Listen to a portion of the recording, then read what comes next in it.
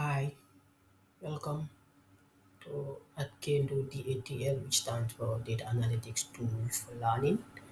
At DATL, we share resources on data analytic tools like Excel, SQL, Python, and R on how to read, clean, analyze, and visualize data.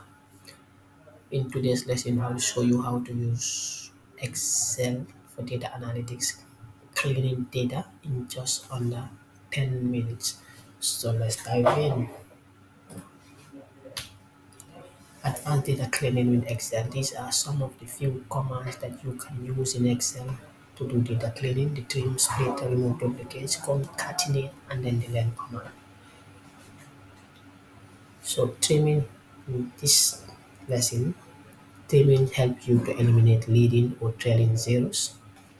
So going to our data sets that we have, we can see in row 4 and row number 6 that we have leading and then also trailing spaces. So we use the trim command to remove any leading or trailing spaces in a text. So what we do, we can just highlight the whole worksheet, click on data, then data cleanup, and then trim white spaces. Once you clean this, once you click on that, it says trim white spaces from two cells. So when we click OK, going back to our data set, we can see that row number 4 and row number 6 are well trimmed now. There is no leading or trailing zeros. So that's the work of trim. So the other command we have is called the split command. The split commands help you to split a single column into multiple columns, two or more. So in going back to our example data set, we can see that we have column A has full name. So this full name can be split into two columns, that is first name and then last name, instead of a single column called full name. How we do that, we just click on the column, then we go to data, and then we after data cleanup you will see the command called split text into column. You just click this thing and then it will ask you how do you want to or what do you want to split this column based on, whether it is based on a comma and a semicolon, full stop, or a white space. So in this instance, we have name and then the first name and the last name, and in between them there is no colon, there is no stop or semicolon, there is only a white space. So we click white space and then that's done. So instead of one full name, we have now two columns, that is split using the split command. So we can change this to first name and then last name. We have split single column full name into two columns now. Column A first name and then column B last name. That's the function of the split command. So still going, we have another command called the concatenate command. The concatenate is the opposite of split. Split helps you to divide a single column into two or more, and then the concatenate help you to join two or more columns into one column.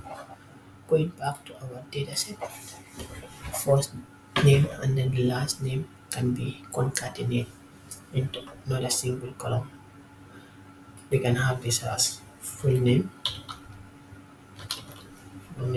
So use the concatenate command, you say equals to concatenate, open bracket, the column that you want to add, and then the other column, close the bracket.